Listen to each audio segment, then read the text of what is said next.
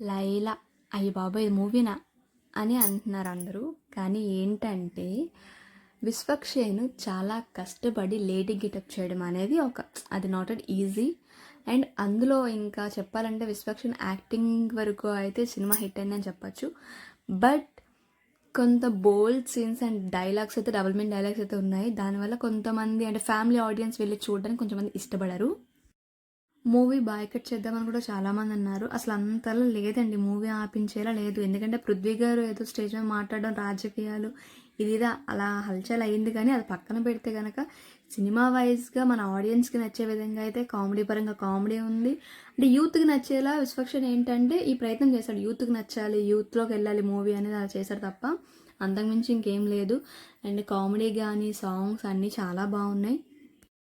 ఇంకా ఈరోజు వ్యాలంటైన్స్ సందర్భంగా ఈ లైలా ఒకటే అండ్ దిల్రూబా అయితే రిలీజ్ అయింది. బట్ దిల్రూబా అయితే ఒక ఆరెంజ్ మూవీ చూసినట్టు అనిపిస్తుంది, ఏదో మిక్స్ కొట్టి తీసినట్టు అనిపిస్తుంది అన్నారు. సో దాన్ని బట్టి పోల్చుకుంటే కనుక Laila is the best movie. ఈ ఫిబ్రవరి 14కి ఫ్యామిలీ అంతా కలిసి వెళ్ళొద్దు, ఎందుకంటే డబుల్ మీన్ డైలాగ్స్ అండ్ కొంచెం ఉన్నాయి.